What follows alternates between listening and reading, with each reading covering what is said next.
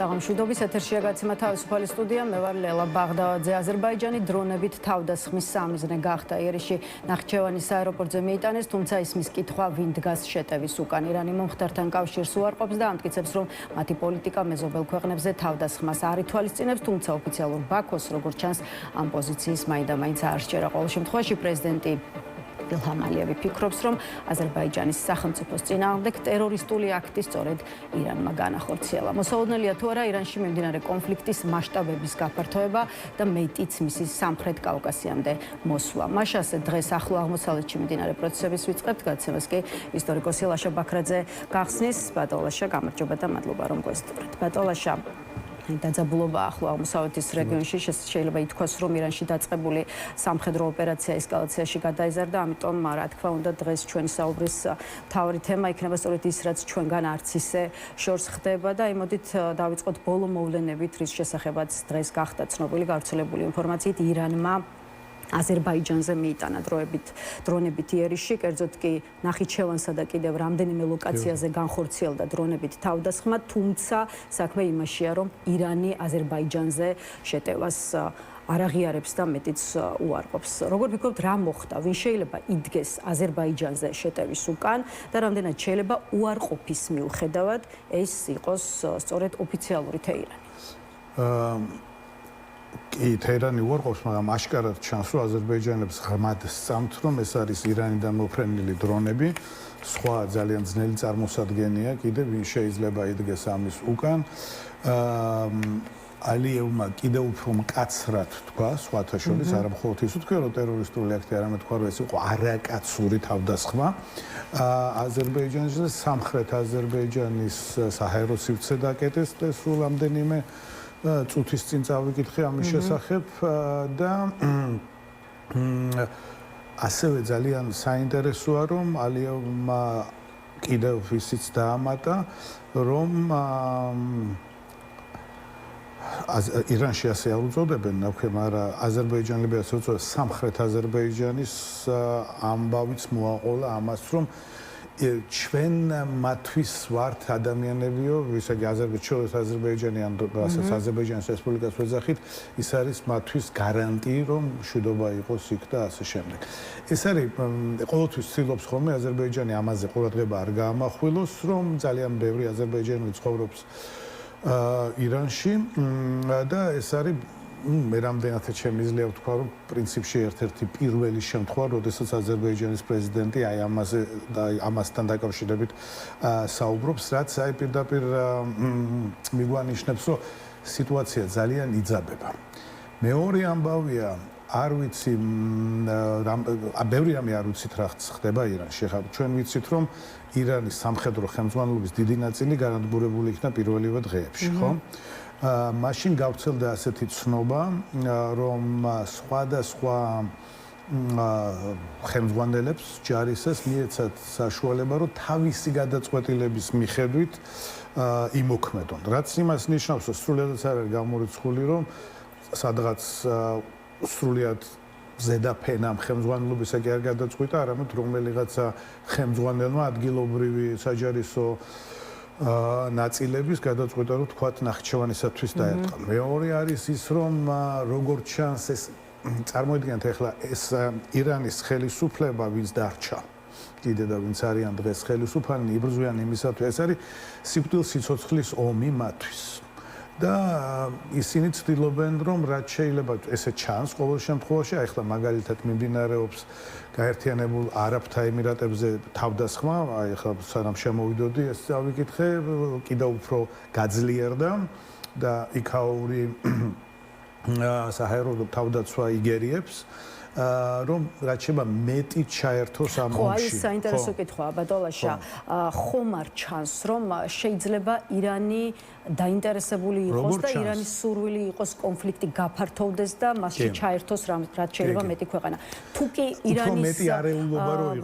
ირანის გეგმა შეიძლება იყოს ეს, მაშინ აქვე კითხავთ, რატომ შეიძლება ამით ოფიციალური თეირანი იყოს დაინტერესებული? აი რატომ იგებს ოფიციალური თეირანი თუ კი კონფლიქტი გახდება უფრო მასშტაბური.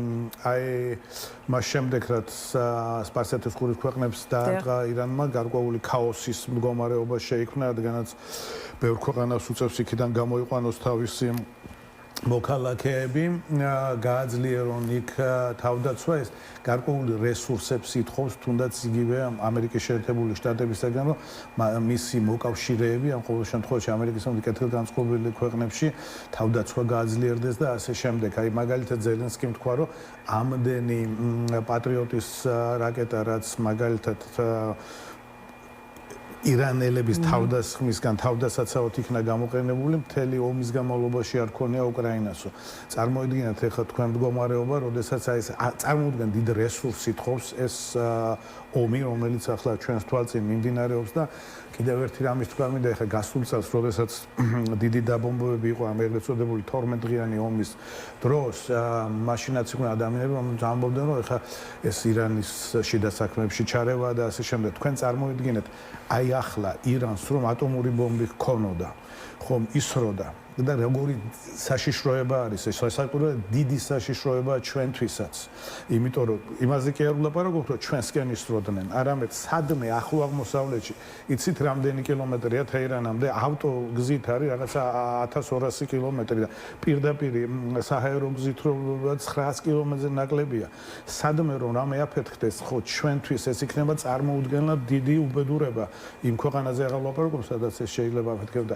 აი ასე უკვე განწირულ მდგომარეობაში, როდესაც არის ირანის ხელისუფლება, ყველაფერზე წამსვლელი იყო და ეს არის მართლაც ძალიან მნიშვნელოვანი, რომ თუ კი ხელი შეუშალეს გასულ წელს, როგორც ამბობდნენ, რომ აი ძალიან ახლოს არის უკვე ატომური ბომბის გაკეთებასთან, ეს იყო ძალიან დიდი ნაბიჯი გადადგმული იქით, რომ თუნდაც ჩვენი უსაფრთხოება უფრო რიგით მოქალაქეებს მაინც უფრო მეტად გვაინტერესებს კითხვაზე პასუხი პროცესების როგორ განვითარებას შეიძლება ველოდოთ. აი გარისხებულია ოფიციალური ბაქო პრეზიდენტ ალიევის პოზიციაზე თქვენ დეტალურად ისაუბრეთ. აქვე მინდა ვუთხრა მაყურებლებს, რომ აზერბაიჯანის საგარეო საქმეთა სამინისტრომ თავის მხრივ უწყებაში დაიბარა ირანის ელჩი და ამავე დროს გვესმის განცხადებები, რომ თავდასხმები არ დარჩება უპასუხო და აზერბაიჯანის სუვერენიტეტის და ტერიტორიული მთლიანობის დასაცავად მომზადდება საპასუხო ზომები. რა შეიძლება იყოს აზერბაიჯანის ისე როგორც სხვა ქვეყნების პასუხი და აქვე ამ დღეებში რიგი ანალიტიკოსის მხრიდან გვესმოდა განცხადებები, რომ აი უნდა ვილოცოთ, რომ ეს კონფლიქტი არ გადაიზარდ, არ გახდეს უფრო მასშტაბური და არ გავრცელდეს განსაკუთრებით სამხრეთ კავკასიაზე და მასში აზერბაიჯანი არ იქნას ჩართული. აი ღმერთმა ნუქნას და თუკი კონფლიქტი მაინც გაფართოვდება. რა პროცესები შეიძლება ამას მოყვეს რეგიონსა და რეგიონს მიღმა? ანუ რისთვის უნდა იყოს მზად მსოფლიოც და მათ შორის საქართველოც? მოდი დავიწყებ ერთი რაღაც. აი ნახეთ რა ქვია ისრაელს ესხმის ირანი, ხო პირველი შემთხვევა ხო არა და უკვე გაუთავებლად. და ისრაელში როგორ არის მოწყობილი თავდაცვის ის, რომ აი მაგალითად აქვთ ადგილების თავშესაფრები უკვე ეს ისრაელი არის ძალიან მომზადებული ყოველგვარი ომისათვის და შეხედეთ ირანს აი ეს დიქტატურა როგორ ეპყრობა საკუთარ ადამიანებს. არავინ თეირანში და სხვა დიდ ქალაქებში თუ პატარა ქალაქებში არ იცის სად შეიძლება გაიქცეს ესეთ მდგომარეობაში. ძალიან გავს საქართველოს მდგომარეობას, რომლის შესახებ ჩვენ უკვე დიხანია ვსაუბრობთ, რომ არავინ არ იცის რამე რომ მოხდეს, რომ სად შეიძლება ადამიანებმა თავი შეაფარონ. აი ეს არის დამოკიდებულება გარკვეული, რომელიც აქვს ხელისუფლება საკუთარი მოქალაქეებს და ძალიან ბევრზე მეტყველებს. ახლა იმედია რომ საქართველოს ეს არ გადმოვა, მაგრამ არის საუბარი თუნდაც იგივე ბაჰო ჯეიხანის ნავთობსადენზე, იმიტომ რომ ბაჰო ჯეიხანის ნავთობსადენის დან მარაგდება ნაწილობრივ, როგორც ამბობენ დაახლოებით 30%-მდე იმ ნავთობისა, რომელიც ისრაელში შედის და რასაკვირველია დაინტერესებული არის ირანი, რომ გარკვეული პრობლემები შეუქმნას ისრაელს, ხო, თავისთავად ცხადია. მე ვფიქრობ და ძალიან გამიკვირდა გულახდილი რომ ვიყო, რომ დღეს მაინც გაბედა ირანმა, როგორც ჩანს ეს ასია, დაერტყა თქვათ აზერბაიჯანისათვის. იმიტომ რომ აზერბაიჯანის არმია ჩვენ ნახეთ ყარაბაღის შრომზე კარგად არის მომზადებული, მის უკან დგას თურქეთის უაღრესად ძლიერი არმია. ახლა თურქეთის მიმართულებითაც იქ იქნა თურქებმა ჩამოაგდეს, რა ქვია, ერთ-ერთი ბალისტიკური რაკეტა ირანელების. იქაც ირანმა თქვა რომ ჩვენ რა შუაში ვართო და აშკარად ირანულია მე მაინც მეგონა რომ აზერბაიჯანს და თურქეთს ვერ გაუბედავდა მაგრამ თუკი აქამდე მივიდა უკვე ისეთ ისტერიკაში როგორც ჩანს ხელისუფლება თუ რაც შეიძლება კიდე დავარქვა დარჩენილი ხელისუფლება ირანის თუ აქეთ იქით ისტორია დავუშვა თუკი აქამდე მივიდა უნდა დავუშვათ რომ შესაძლოა ბაქო თბილისი ჯეიჰანის აი ეს ბოლო 2 დღეა ძალიან სერიოზულად საპარაგობენ და რასაკვირველია დიდი შანსია იმისი რომ მაინც ვერ გაბედონ იმდენად პირდაპირ აზერბაიჯანში ან თურქეთში დარტყმა და ყველაზე სუსტი გოლი აი ამ ხაზზე ბაქო ჯეიჰან ბაქო თბილისი ჯეიჰანის არის საქართველო რომელსაც მე მგონია თავდაცვაც არ შეუძლია თუკი სხვა შორის რადგან ამ თემამდე მოვედი ბატონლაშა ეხა სამი სახელმწიფოდან თურქეთი აზერბაიჯანი საქართველოს თურქეთმა და აზერბაიჯანმა განცხადებები გაავრცელეს ჯერჯერობით თბილისია ჩუმად და სხვა შორის დღეს გააკეთდა რამდენიმე პოლიტიკოსის მხრიდან პირდაპირ ესე ვთქვათ მოწოდება ქართული ოცნების მისამართით რომ ამ საკითხზე განმარტების გაკეთება მოხდეს რამდენად უნდა ლაპარაკობდეს ახლა ქართული ოცნება თქვენი აზრით და კონკრეტულად რა კითხვები საჭიროებს საქართველოს ხელისუფლების მხრიდან აი დღეს პასუხებს ყოველ შემთხვევაში კარგი იქნება რომ საზოგადოება დაამშვიდონ და თქვა რომ არაფერი არ ელით მაგრამ ამავე დროს ძალიან საინტერესო იქნება რომ უბრალოდ ვიცოდეთ ამ ქვეყნის მოქალაქეება რამდენად თავდაცვით უნარიანები ვართ იმ შემთხვევაში თუ მაგალითად დრონები მოფრინდება ან ალაპარაკობთ საერთოდ თქვენ რას ფიქრობთ მართლაც ბევრი რამ ხდება რეგიონში და შესაბამისად თქვენი აზრით რამდენად მომზადებული შევხვდებით მოსალოდნელ საფრთხებს ან როგორ უნდა ვემზადებოდეთ ესეც კითხვა როგორც გითხარით ელემენტარულია რომ საქართველოსია სავსებოდეს თავშესაფრები იმიტომ რომ ხო ხედავთ რა ქვია შეიძლება ისეთი პირობები შეიქმნას, რომ დაგჭირდეს. ამისათვის საზოგადოება უნდა იყოს და ამისათვის უნდა არსებობდეს სამოქალაქო თავდაცვასთან დაკავშირებული სერიოზული მუშაობა, რომელიც საერთოდ არ არსებობს ამ ქვეყანაში და გასაკუთრებით მაგალითად თუნდაც რამდენად დაცული არის აი ეს ნავთობსადენი, რამდენად შეგვიძლია თავი დავიცვათ. ამასთან დაკავშირებით მართლაც უნდა გაკეთდეს განცხადებები, არ არის საჭირო მაინც და მაინც ახლა ირანის თითი უქნიოთ და დავებუქროთ, მაგრამ საზოგადოება უნდა იცოდეს, რომ რამდენად დაცული არისა და რომ არ ატყდეს ამ ქვეყანაში პანიკა, იმიტომ რომ პანიკისაკენ მიდრეკილი ვართ, ახლა უკვე ჩვენს რეგიონში ხდება ეს ამბავი, აი იყო თითქოს და რაღაცა მოხდა, მე ვფიქრობ არაფერი არ მომხდარა, ჯერჯერობით ამ ბაქო ჯეიჰანის გასადენზე, მაგრამ ხო შეიძლება რომ მოხდეს, იმიტომ რომ ამაზე ძალიან სერიოზული საუბარი მიმდინარეობს და არა რაღაცა ვთქვათ, რაღაცა ჯგუფების მიერ, რომლებიც შეიძლება დაინტერესებულები იყვნენ, არამედ უცხოეთში ლაპარაკობენ ამასთან დაკავშირებით და არის ძალიან სერიოზული განშე, ჩვენთან კიდე არაფერი არ ჩანს. ამიტომაც მნიშვნელოვანია რომ მომზადებულები ვიყოთ, ყოველთვის უნდა ვიყოთ მზად, რამდენად ვართ, ეს არის ძალიან, ესე იგი, დაურკვეველი. ისე როგორც აი მაგალითად როგორ შეიძლება ეს ომი განვითარდეს. ეხლა მე უსმენდი ბოლო გამოსვლებს ტრამპის, მაგალითად ტრამპის შეხვედრა იყო გერმანიის კანცლერ მერცთან, იქაც დაუსვეს კითხვები და აჩქარად ჩანს რომ არანაირი გეგმა არ არსებობს. აი დიდი სერიოზული გეგმა გარდა იმისა რომ გაანადგურებენ თქვა საიდანაც რაკეტებს ისვრიან მიწისქვეშა იმებს გაანადგურებენ ამ კიდევ რაც დარჩა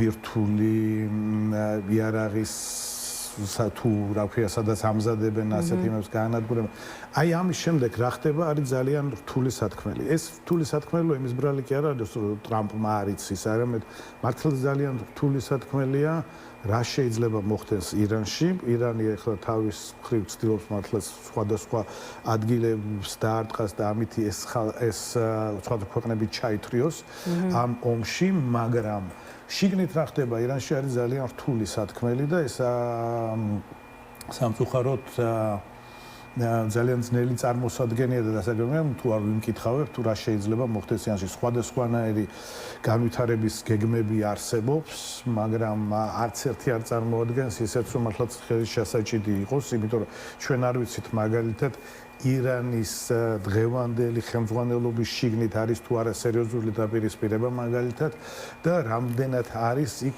ისეთ შედარებით უფრო ძალები, რომლებიც ფიქრობენ, რომ თქვათ ეს რადიკალები, რომლებიც მართავდნენ ამდენი წლის განმავლობაში ირანს, რომ ისინი თქვათ ირანს დაღუპავენ და რაღაცა გზები აერჩიონ. ირანის თავიდანვე ისე იყო სტრუქტურა ირანში აშენებული, აი მაგალითად რა ვქვია, საკუთარ სამხედროებს ეს ისლამური ხელისუფლება არ ენდობოდა და ამიტომ შექმნა პარალელური სტრუქტურები, როგორც არის ეს ისლამური რევოლუციის დაცვის ჯგუფები, ხო? ჯგუფები კი არა, მთელი არმია არის. ანუ ეს არის პირდაპირ აი ამ ისლამური ხელისუფლების საკუთარი გვარდია, სწორედ საპირწონედ სამხედროებისა, იმიტომ რომ როდესაც შაჰის წინააღმდეგ მიდიოდა რევოლუცია, რომელიც შემდგომში ისლამურ რევოლუციაში გადაიზარდა, მაშინ არმიამ ირანისა გამოაცხადა ნეიტრალიტეტი, რომ ისინი ამ ამბავში არ ჩაებმებიან.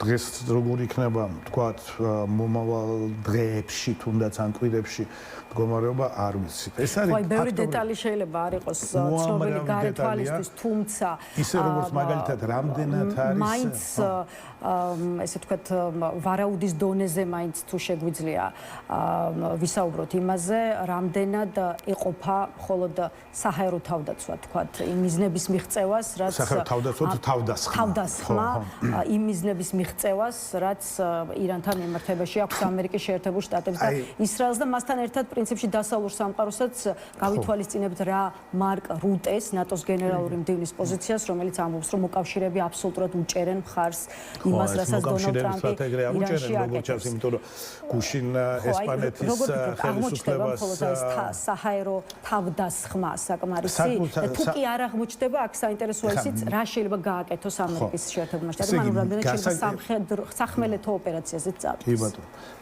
სახმელეთო ოპერაცია ფაქტობრივად გამორიცხეს. ეხლა თქვენ უბრალოდ რუკას რო დახედოთ ირანის, გუშინ მაგალითად Facebook-ზე დავდე, ნახავთ რომ უაღრესად რთული იქნება მართლა რაღაცა სახმელეთო სამხედრო ოპერაციის გაკეთება და რასაკვირველია ამერიკის შეერთებულ შტატებს არ უნდა რომ მისი ჯარისკაცები იქ დაიღუპონ, იმიტომ რომ შიდა პოლიტიკისათვისაც კატასტროფა იქნება ტრამპის. და ამაზე ფაქტობრივად ამისი იმედი არც ირანელებს არ უნდა ქონდეს და არც ხვებს, რომ ესეთი რამე მოხდება.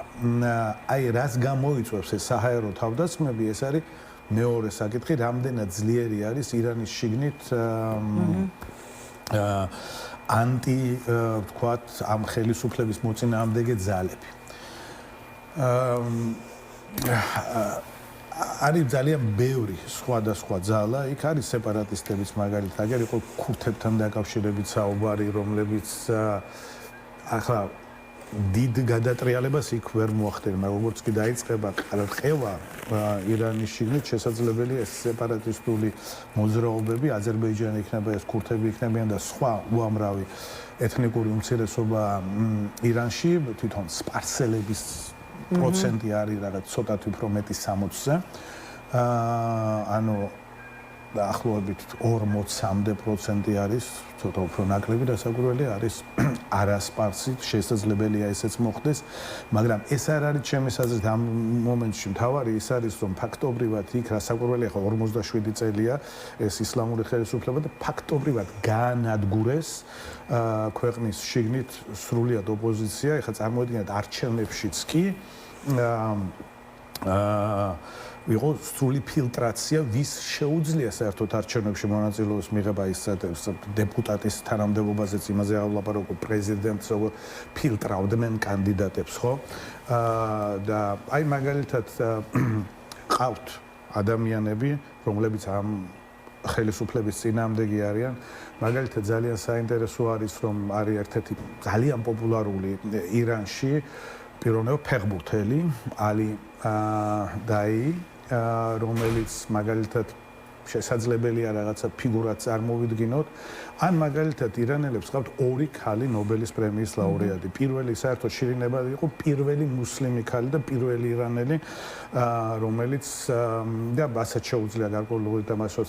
მეორე ქალი მუჰამედი ზის ციხეში მაგალითად, მაგრამ გავლენიანია და ძალიან პოპულარული არის აი ოპოზიციურ წრეებში ირანის, მაგრამ ჩვენ სინამდვილეში არ ვიცით რამდენად ძლიერია და რაზე შეიძლება უფრო მეტად თუნდაც იგივე ამერიკელები ფიქრობენ რომ ამ ხელისუფლების შიგნით შეიძლება ისე როგორც აი მაგალითად ვენესუელაში მოხდა შედარებით უფრო არა რადიკალი, არა ექსტრემისტები გამოჩნდნენ, რომლებიც მიხვდებიან ეს ხო ის არ არის მხოლოდ და მხოლოდ პრობლემა რომ გარედან უტყავენ. შიგნით ჩვენ ნახეთ ეს თავდადებული ბრძოლა ირანელი ხალხის, როდესაც 10,000-ობით ადამიანი აგერ ჩვენს თვალწინ წელს და ხოცეს და მუდმივად ხდება ესეთი აჯანყებები ირანში და ეს ხალხი ებრძვის აი ამ სრულიად ავტორიტარულ რეჟიმს თავ გამეტებით, იმიტომ რომ აღარ შეუძლიათ იქ ცხოვრება, ხო, ასეთ პირობებში. მაგრამ ამავე დროს თუ კი პრაგმატულად მოაზროვნე ადამიანები არიან, შეგეთ ხედავენ რომ ეკონომიურად არის მიწასთან გასწორებული ირანი და ამიტომაც არ არის გამოსარიცხი რომ შიგნით აი ამ ზედაფენებში ძალაუფლებისა არსებობდნენ ძალები, რომლებიც ფიქრობენ რომ რაღაცნაირად თავი მაინც გადაარჩინონ და ამითი ვთქვათ დაამხონ ის ძალადობრივი სისტემა, რომელიც აქამდე მართავდა ირანს. ალბათ ამაზეა გათვლა ამერიკელებისაც და ისრაელისაც და ასე შემდეგ. ეხლა ისრაელმა საერთოდ თქვა რომ ყველას ვისაც ახლიდან აირჩევენ თქვათ უზენაეს ლიდერად, ყველას განადგურება შეეცდება. კეთილი ბატონ ლაშა, ძალიან დიდი მადლობა იმისთვის რომ იყავით ჩვენი სტუმარი, დაგემშვიდობებით ისტორიკოსი ლაშა ბაქრაძე საუბრობდა ჩვენს კითხვებს. ახლა კი ვაგრძელებთ ისე მსოფლიო პოლიტიკის ერთ-ერთ ყველაზე ცხელ თემას, ახლო აღმოსავლეთში მიმდინარე პროცესებს და იქ შექმნილ ვითარებას უკვე სამხედრო ჭრილში შევაფასებთ. ჩართვით გვერდდება გენერალ-მაიორი ვახტანგ კაპანაძე, შესაბამისად მივესალმებით ჩვენ სტუმარს. გამარჯობა ბატონ ვახტანგ და მადლობა რომ გვერდთვებით. გამარჯობა, მივესალმებით თქვენ მაყურებელს. ბატონ ვახტანგ, აი მას შემდეგ რაც ამერიკის შეერთებულმა შტატებმა და ისრაელმა ირანის წინააღმდეგ სარაკეტო თავდასხმები განახორციელეს, აი ვხედავთ რომ სხვა ქვეყნებიც ექცევიან, ასე ვთქვათ, თავდასხმების ქვეშ, მაგალითად დღეს აზერბაიჯანი მოექცა ყურადღების ცენტრში, სადაც ნახიჩევანის აეროპორტზე განხორციელდა დრონებით შეტევა. ოფიციალური ინფორმაციით დაშავებულია 2 ადამიანი, მიმდინარე პროცესებმა კი რა თქმა უნდა კიდევ უფრო გაზარდა კითხვების რაოდენობა. აი გითხარით პროცესების როგორ განვითარებას შეიძლება ველოდოთ. რამდენად გლობალური მასშტაბი შეიძლება მიიღოს ამ კონფლიქტმა და ზოგადად რა იცვლება რეგიონში მას შემდეგ, რაც ამერიკის შეერთებულმა შტატებმა და ისრაელმა ირანის წინააღმდეგ სამხედრო ოპერაცია დაიწყეს. ფაქტურად გლობალური სახელი დაპირისპირება მამოგვიებებს ის რომ ყველა ქვეყანა არ არის ფაქტურად ჩართული უშუალოდ საცეცხლე დაპირისპირებაში არ ნიშნავს რომ ეს ქვეყნები არ მონაწილეობენ. მნიშვნელოვანია ეს ფაქტი რომ ჩემს აზრით ირანმა დაუშვა დიდი შეცდომა როდესაც დაიწყო დაპირისპირება როგორც არაბულ სამყაროსთან ასევე მეზობელ ქვეყნებთან. ამას მე დავართმევდი სტრატეგიის გარკვეულ ნაწილად, ირანის სტრატეგიის გარკვეულ ნაწილად, რომელიც თვლის რომ ალბათ ჩათვალა რომ თუ კი ის მოახდენს ზეწოლას ახლო აღმოსავლეთის ქვეყნებზე, ისინი თავის მხრივ მოახდენეს ზეწოლას ამერიკის შეერთებულ შტატებზე, რათა შეწყდეს ეს დაპირისპირება. აქედან გამომდინარე, აღნიშნულიდან გამომდინარე, შედეგი აბსოლუტურად სხვა არის. ფაქტურად ყალიბდება სუნიტური კოალიცია ირანის საწინააღმდეგოდ და ეხლა ამასთან ერთად ნახიჩევანი აზერბაიჯანის წინააღმდეგ გაფორმებული აქტი ეს არის კიდევ ერთი რა ვიცი ფეხში სროლა ირანის მხრიდან ვინაიდან აზერბაიჯანი ძალიან ჭიდრო ურთიერთობაში არის თურქეთთან და ეს ფაქტურად ნიშნავს თურქეთისთვის მიყენებულ ზიანს. ისევე როგორც თუ უშუალოდ თურქეთშიც მოხდა ჩამოვარდნა რაკეტი. ასე რომ აღნიშნული ნამდვილად ვერ მიახსოვს თავის მიზანს ირანი სამაგიეროდ გაიჩენს უამრავ მტერს. და ეს მტრები ამ მტრების გაჩენა იწევს იმას, რომ ფაქტურად ირანი რჩება ეული აი ამ დაპირისპირებაში. ვადო ვახტანგ, ვრცელდება ინფორმაცია, რომ ირანმა შესაძლოა მიზანში ამოიღოს ბაქო-თბილისი ჯეიჰანის ნავთობსადენი, რომელიც ისრაელისთვის ნედლი ნავთობის ერთ-ერთი მთავარი მიმწოდებელია. ამ ინფორმაციაზე თქვენი პოზიცია რა არის? რამდენად რეალური შეიძლება იყოს ამის ალბათობა და მეორე მხრივ რა ზომებს უნდა იღებდეს ახლა საქართველოს ხელისუფლება? მოდით ბარემ ამასაც კითხავთ. რისთვის უნდა იყოს ჩვენი ქვეყანა მზად და კიდევ ერთი თვალსაზრისით უსაფრთხოების დაცვის კუთხით რა რესურსები და შესაძლებლობები გაგვაჩნია? რა თქმა უნდა, აღნიშნული ვითარება რაც ხდება იგივე განსხვავება ირანის ოფიციალურ განცხადებას შორისსა და იმ დაბომბვას შორის, რომელიც აზერბაიჯანში მოხდა, ნახიჩევანში მოხდა, ხო? არის დიდი განსხვავება. აქ შეიძლება იყოს მხოლოდ ორი შესაძლო ვარიანტი. ერთი, რომ ირანის ხელისუფლება ვერ აკონტროლებს თავის შეიარაღებული ძალების ცალკეულ განაყოფებს, რომელიც ყველა მიმართულებით აწარმოებენ აი ამ გასროლებს და მეორე ის რომ უშუალოდ ეს მიმართული იყოს ეს დარტყმა მიმართული იყოს სხვა ქვეყანაზე, ეს შეიძლება ყოფილიყო თურქეთი და უბრალოდ მოხდა რაღაც ტექნიკურ მიზეზების გამო ჩამოვარდა აეროდრომზე. მე მაინც ვთვლი, რომ მას არის უფრო არ კონტროლის შეიარაღებული ძალები. აღნიშნული გაუჩინარი რა თქმა უნდა იქნება საფრთხე ისევე როგორც მეზობელი ქვეყნებისთვის, ისევე საქართველოსთვის. ანუ უშვებთ იმას, რომ ირანმა პირდაპირ მიაყენოს დარტყმა საქართველოს, აი ამ კითხვაზე უფრო მკაფიო რომ იყოს პასუხი. დიახ, უშვებთ იმას შესაძლებლობას, საქართველოში იმყოფება ამერიკის საელჩო, ეს არის სამიზნე, ფაქტურად სამიზნე ირანის შეიარაღებული ძალებისთვის, თუ ირანის ხელისუფლებისთვის. თუკი ჩვენ ავიღეთ ბაქო-ჯეიჰანის მილსადენს, ყველაზე მოკლე მონაკვეთი გადის საქართველოში. ყველაზე გრძელი თურქეთში. ახლა თუ დარტყმა არის, მილსადენზე დარტყმა არ იძლევა ისეთ შედეგს, როგორც აი გამანაწილებელ უშუალოდ გამანაწილებელ სადგურზე დარტყმა. ვინაიდან მილის შეკეთება ძალიან მალე ხდება, ადვილად შეიძლება მოხდეს. თან მილის ზომი და გაუდინარე, მასე ზემოქმედება არც ისე ადვილი არის. მაგრამ მაგალითად ისეთი სამიზნე როგორც არის საელჩო, რა თქმა უნდა ეს მიზანი არის ირანისთვის. ეხლა რაც შეეხება ხო, თუკი მილსადენი არის მიზანში ამოღებული ირანის ხელისუფლების ადგილზე, რა თქმა უნდა შევეცდებოდი ყველაზე დაუცველ მონაკვეთზე დამეტყვა. ყველაზე დაუცველი მონაკვეთი აზერბაიჯანსა და თურქეთთან შედარებით, რა თქმა უნდა საქართველო არის. თავისი სამხედრო შესაძლებლობებით. ასე რომ მე ამას ნამდვილად ვერ გამოვიწყავ. ეხლა რაც შეეხება უსაფრთხოებას, რა თქმა უნდა, როდესაც ესეთი ვითარება არის რეგიონში, რა თქმა უნდა იყოს დამატებითი ზონები მიღებული ელემენტარულად რაღაც გარკვეული ღონისძიებები უნდა ხორციელდებოდეს საზღვარზე, ვითარდებოდეს, ძლიერდებოდეს სახელმწიფო თავდაცვა. აი, მოდით ბატონ ვახტანგ, ეს თემა უფრო გავშალოთ. აი, იქნებ უფრო მეტი გითხრათ, კონკრეტულად როგორ უნდა მოვემზადოთ მოსალოდნელი საფრთხეებისთვის. რა არის, თქვათ, ამ თვალსაზრისით თქვენი რეკომენდაციები საქართველოს ხელისუფლებისადმი? აი, რას უნდა ვაკეთებდეთ ახლა და რა ნაბიჯების გადადგმა აუცილებელი? წესით ალბათ გუში უნდა ვაკეთებდეთ და არა დღეს სამწუხაროდ. აქ არის ორი ნაწილი შეიძლება გაიყოს, ერთი არის სამხედრო ნაწილი, სამხედროება იცი რაც უნდა გააკეთოს, მათ აქვს თავისი ამოცანები, თავისი გეგმები, ოპერატიული გეგმები. სასურველი იყო რომ როდესაც უკრაინაში დაწყებული კონფლიქტი და გაუმდინარე ხდებოდა ნათელი რომ იქნებოდა მნიშვნელოვანი ცვლილებები რეგიონში და ამისთვის ჩვენ უნდა მომზადებულიყავით და უფრო მეტი სამხედრო შესაძლებლობა ალბათ გაგვეზარდა სამხედრო შესაძლებლობები, თავდაცვითი შესაძლებლობები. ან ახლა რისი გაკეთება შეგვიძლია? დაგვიანებით, თუმცა მაინც. ნუ ამას ჭირდება, რა თქმა უნდა, ბიუჯეტის გაზრდა ჭირდება, ამას და შესაბამისი მოქმედებები ჭირდება. ამაზე კიდევ ერთხელ ვიტყვი, ეს სამხედრო ნაწილი არის და სამხედროება ალბათ უფრო კარგად იციან.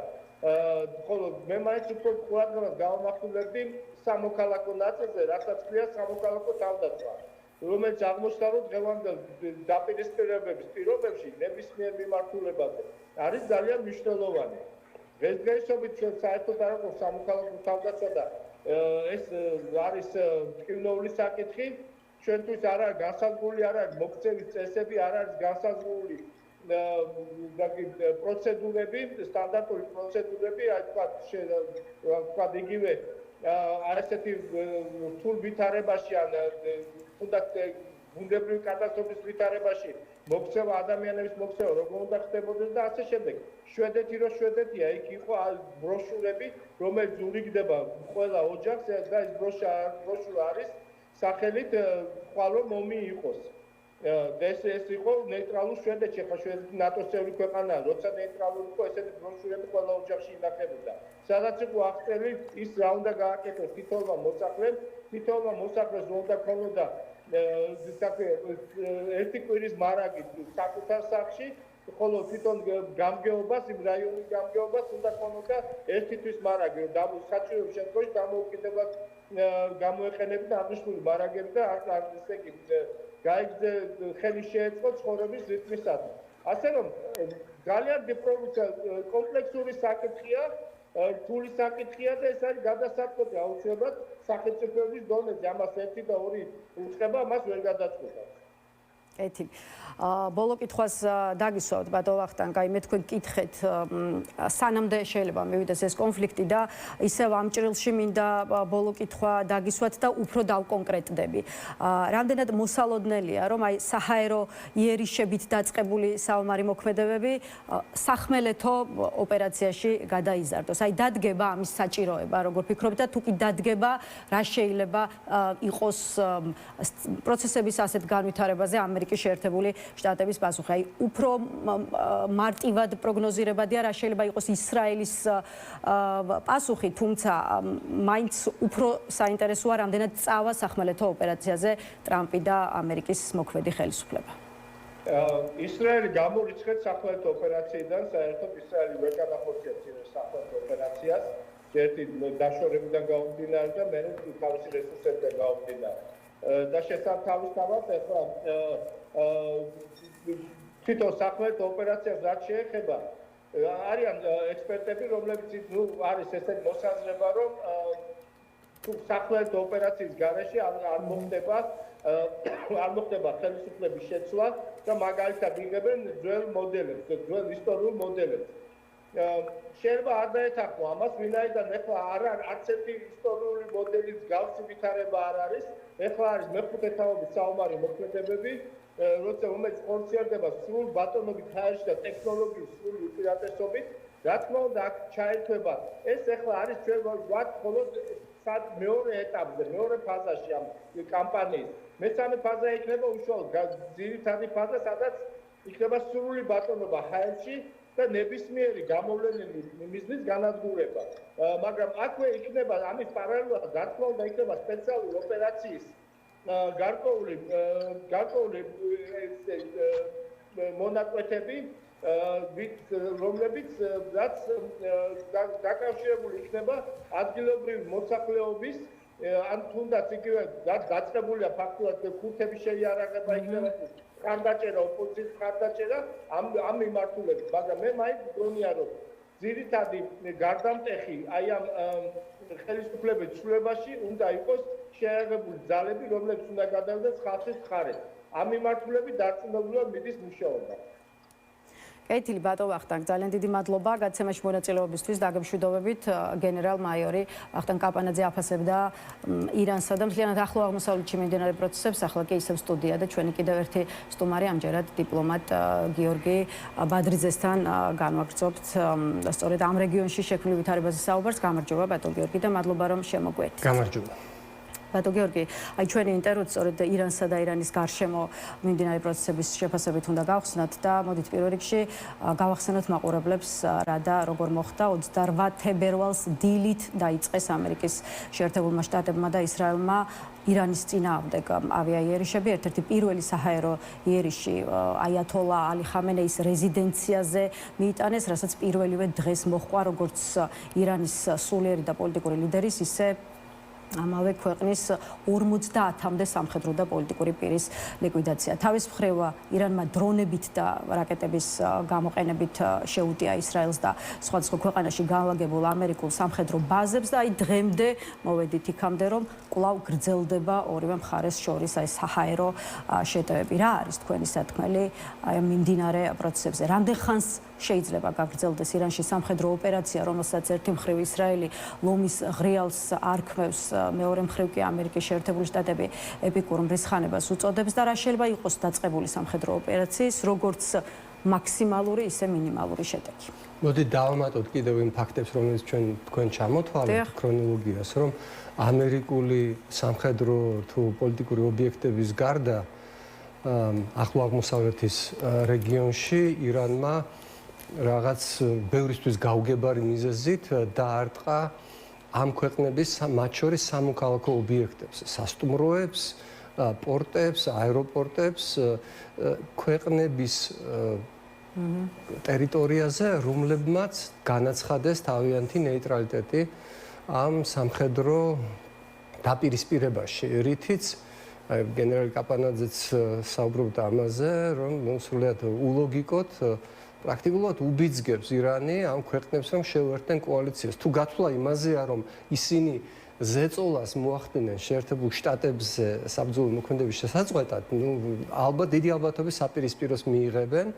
ეს შეიძლება ამაზე იყოს გათვლა თუ შეიძლება გათვლა იყოს იმაზე, რომ კონფლიქტმა მიიღოს უფრო ფართო ხასიათი, ანუ ოღონდ რაში აი ზუსტად ამას ვამბობ, რომ არანაირი ლოგიკა არ არსებობს იმაში, რომ შეერთებული შტატებისა და ისრაელის ოპერაცია ირანის ქმედების გამო შეიძლება გახდეს ბევრ უფრო მრავალეროვანი და ირანის მოწინააღმდეგე კოალიცია ზომაში გაიზარდოს. აი მარტო მაგალითს მოგიყვანთ და ეს არ შემოიფარგლებოდა მხოლოდ ახლო აღმოსავლეთსა და თუნდაც სპარსეთის ყურის ქვეყნებით. დარტყმა მოხდა, მცდელობა იყო ინჯირლიკის სამხედრო საჰაერო ბაზაზე, რომელიც ცნობისთვის არ არის ამერიკული ბაზა, ძალიან ხშირად ეშლებათ ხოლმე, ეს არის თურქული ბაზა, რომელიც გამოიყენება მათ შორის შეერთებული შტატების, მაგრამ მთელი ნატოს მიერ. ეს ერთი, მაგრამ ეს არის თურქული ბაზა, თურქეთის საკუთრებაა და იქ არის განლაგებული თურქეთის სამხედრო საჰაერო ძალები.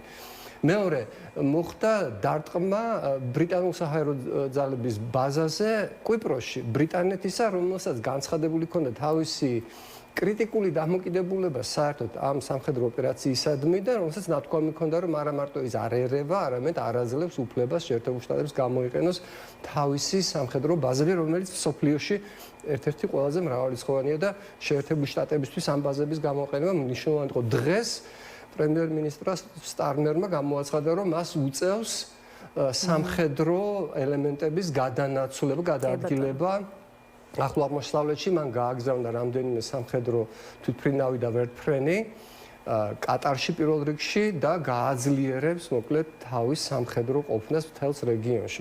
ანუ ირანი პრაქტიკულად თავისი არ ვიცი სტრატეგიული გათვლა არის ასეთი თუ უბრალოდ ქაოტური ქმედებებია, რადგან თქვენ თავად აღნიშნეთ, რომ ირანის პოლიტიკური და სამხედრო ხელმძღვანელობა პრაქტიკულად იყო განადგურებული პირველივე საათებში. არსებობდა გარკვეული მითითება დატოვებული ასეთი შემთხვევისთვის და სავარაუდოდ აი ამ ტაქტიკურმა ავტონომიამ, რომელიც მიენიჭა სამხედრო ქვედანაყოფებს, ბევრმა ალბათ შეუთანხმებლად განახორციელა ეს ქმედებები, იმიტომ რომ ვამბობ, რომ საერთო სურათში შედეგი არის ის, რომ დღეს ირანს ყავს მეტი დაპირისპირებული ქვეყანა, ვიდრე ეს იყო 28 თებერვლის ღამეს. ბატონო გიორგი, უშუალოდ მიმდინარე ესკალაციაზე საუბარს რა თქმა უნდა გავაგრძელებთ, იქამდე პერსონალურად დონალდ ტრამპზე მინდა ერთი კითხვა დაგისვათ. აი როგორც არაერთი ანალიტიკოსი აღნიშნავს, დონალდ ტრამპმა რეალურად გაბედა ის, რაზეც ფიქრობდა ამერიკის შეერთებული შტატების არაერთი პრეზიდენტი, მაგრამ ეს ფიქრები სხვებმა მოქმედებაში ვერ მოიყვანა. აი როგორ ფიქრობთ, ირანის წინააღმდეგ სამხედრო ოპერაციის დაწყების გადაწყვეტილება, აი თავად ამერიკულ საზოგადოებაში რა გავლენას მოახდენს დონალდ ტრამპის რეიტინგზე, იმიჯსა და წონაზე, მით უფრო რომ მალე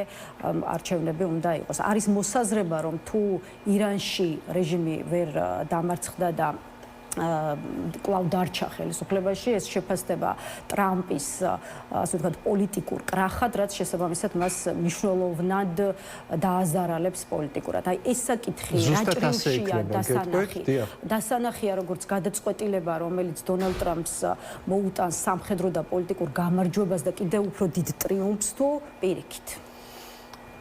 თუ რეჟიმი დარჩა როგორც არის, თუ ტრამპის მიერ დაწყებულმა სამხედრო ოპერაციამ ვერ ჩამოშალა ირანის ისლამური მმართველობა, თეოკრატიული სასტიკი, რომელმაც აი ამდენი ტანჯვა და უბედურება მოუტანა ირანელ ხალხს. არა მარტო ამ 10 წლების განმავლობაში, არამედ აი განსაკუთრებით სასტიკი გახდა ის ბოლო პერიოდში, მას შემდეგ, რაც ბევრმა მათ შორის რეჟიმის მანამდე მომხრე ნაწილმა მოსახლეობისამ დაინახა, რომ ამ რეჟიმს არ ძალუძ ეროვნული ინტერესების უზრუნველყოფა, ელემენტარულად ეკონომიკის გაძღოლა, რომ თავის საგარეო კი არა, თავის ეროვნულ ამოცანად აქცია ისრაელთან, შეერთებულ შტატებთან დასავლეთთან ბრძოლა დაფუძნებული წმინდა იდეოლოგიურ რაღაც მოსაზრებებზე და არა ირანის ეროვნული ინტერესების განხორციელება ქვეყნისა, რომელსაც მსოფლიოში ერთ-ერთი ყველაზე დიდი ბუნებრივი რესურსები აქვს და რომელიც შეიძლება ყოფილიყო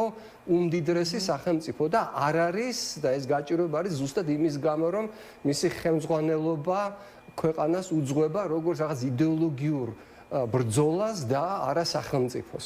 მაგრამ თქვენ კითხვას რო უპასუხოთ, დიახ, თუ ამ ოპერაციის შედეგად რეჟიმი არ ჩამოიშალა, ეს ტრამპის პოპულარობას კი არა და მხარდაჭერაზე, რომელიც ახლა საკმაოდ დაბალი იყო აი ომამდე, ერთ-ერთი ისტორიულად ყველაზე დაბალი, გადამწყვეტ გავლენას მოახდენს ამ შუალედურ არჩევნებში, რომელიც მოდის ახლა ნოემბერში.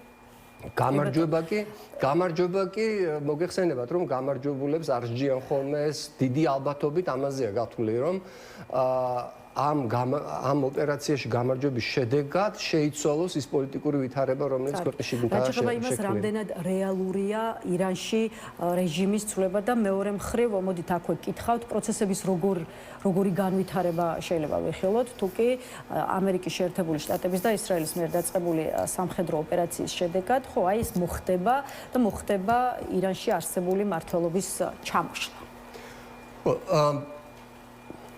საერთოდ თავს არ ვთვლი ირანის ექსპერტად, მე ისე ღრმად არ ვიცნობ ირანის საზოგადოებას და განსაკუთრებით მის პოლიტიკურ ძალებს, რომ ცნობილი იყოს ჩემთვის, რომ აი დღეს ჩვენ რომ საუბრობთ, მზად არის რაღაცა პოლიტიკური კოალიცია ან ძალა, რომელიც რეჟიმის ჩამოშლის შედეგად შემდეგ მზად იქნებოდა გადაებარა მმართველობა.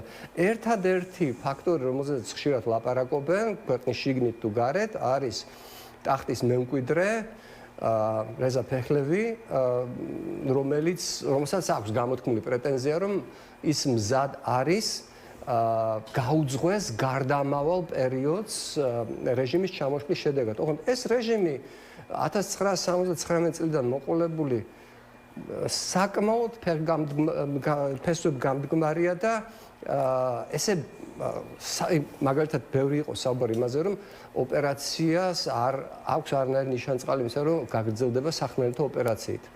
ხო, სახმელეთო ოპერაციის გარეშე რეჟიმის შეცვლა რამდენად არის შესაძლებელი, მე ვერ გეტყვით, შეიძლება აი ჩვენ დროში ახალი ტექნოლოგიების მეშვეობით რაღაცა ისეთი ახალი ფაქტორები გამოჩნდეს, რომელიც ადრე არ ყოფილა. აქამდე არ მომხდარა, ვიმეორებ, სახმელეთო ოპერაციების გარეშე ქვეყანაში არსებული რეჟიმების შეცვლა. ნახოთ, მე კონკრეტული პროგნოზი არ მაქვს ამასთან დაკავშირებით. საქართველოს კონტექსტშიც მინდა გავაგრძელოთ საუბარი, მე თვითონ რომ ბევრი კითხვა ისმის ქართული ოცნების ხელისუფლების მისამართით. აი გითხარით თქვენი პოზიცია შექმნილ ვითარებაში რას უნდა აკეთებდეს საქართველოს ხელისუფლება და აქვე ჩვენ ირანში მიმდინარე პროცესებთან მიმართებაში ბოლო 1 კვირის განმავლობაში საქართველოს მთავრობის მხოლოდ ერთი განცხადება ვნახეთ და სხვა შორის ისიც ესეთი დისკუსიის საგანი გახდა განცხადება, რომელშიც მთავრობამ სამძიმარი გამოუცხადა როგორც ირანელ ხალხს და ირანის ისლამურ რესპუბლიკას, ისე ებრაულ საზოგადოებას. აი, რამდენად ასე ვთქვათ, ადეკვატური რეაქცია აქვს ოფიციალურ თბილისს, ეს მინდა გკითხოთ და რამდენად საკმარისია საქართველოს მთავრობის ის რეაქცია, რასაც ამ დროისთვის ხედავთ. როგორც გითხარით, მე არ ვიცი ამ მოვლენების შედეგად ირანში დარჩება თუ არა ეს ისლამური რეჟიმი, რაც შემიძლია ზუსტად გითხრათ, რომ შეერთებული შტატები არ ჩამოიშლება არც ერთ შემთხვევაში და ამ ქვეყანასთან ჩვენ საკუთარ რეჟიმს, ივანიშვილის რეჟიმს მოუწევს ალბათ რაღაც ანგარიშის გასწორება, რომელიც აქამდეც, უკვე მათ ჰქონდათ რეპუტაცია ესეთი მათ შეუქმნეს საქართველოს რეპუტაცია, როდესაც ის აღარ განიხილება სანდო პარტნიორად არავის მიერ. სხვათა შორის სომხეთის პრემიერ-მინისტრის ახლახანდელი ვიზიტის მიუხედავად და იმ თითქოს და გარეგნულად თბილი ურთიერთობებისა, რომელიც მათ გააჩნიათ პრეზიდენტ ალიევთან, არც სომხეთი და აზერბაიჯანი აღარ განიხილავს საქართველოს როგორც უეჭველ და სანდო გასასვლოს მათთვის სასიცოცხლო მიმართულებებზე, იქნება ეს აზერბაიჯანისთვის თურქეთი და საერთაშორისო ბაზრები თუ სომხეთისთვის შავი ზღვა და რუსეთი. ასე რომ ეს წინ დახვდება, რა არ არის გაკეთებული აქამდე, ეს უკვე ითქვა თქვენი წინა რესპონდენტის მიერ, რომ მაგალითად დღეს საქართველოს ცა არის ყველაზე დაუცველი სამხრეთ კავკასიაში. საქართველოს შეერაღებული ძალები არის ყველაზე მცირე რიცხოვანი სამხრეთ კავკასიაში, ყველაზე მიზერული ბიუჯეტის მქონე და მე კარგად მახსოვს, რომ ახალი მოსული იყო ხელისუფლებაში, როდესაც მან პრაქტიკულად დაბლოკა ჰაერსაწინააღმდეგო თავდაცვის სისტემების შესყიდვა, რომლის გარეშეც კიდევ ერთხელ ვიმეორებ, აი ამ ვითარებაში საქართველოს დღეს კიდევ უფრო მეტად არის დაუცველი, ვიდრე ის იქნებოდა სხვა ვითარებაში. ანუ აქამდე ჩვენ უკვე გვაქვს გამოტოვებული უამრავი კომპონენტი, რაც აუცილებელი იყო საქართველოს უსაფრთხოების უზრუნველსაყოფად. ეს არის როგორც ჩამოთვალე სამხედრო კომპონენტები, ჩვენ არ გვაქვს ადეკვატური თავდაცვის სისტემა და ეს არის სრული პოლიტიკური იზოლაცია განსაკუთრებით ჩვენი ტრადიციული დასავლელი პარტნიორებისგან. სხვათა შორის მათ შორისაც იყვნენ და არიან ისეთები, რომლებიც არ მიესალმნენ შეერთებული შტატების სამხედრო ოპერაციას, მაგრამ ერთია არ მიიღო მონაწილეობა ნატოს ფარგლებში იქნება ეს თუ შეერთებული შტატების პარტნიორის სტატუსით რაღაც ოპერაციაში და მეორე არის რომ იყო აბსოლუტურად იზოლირებული და გარიყული.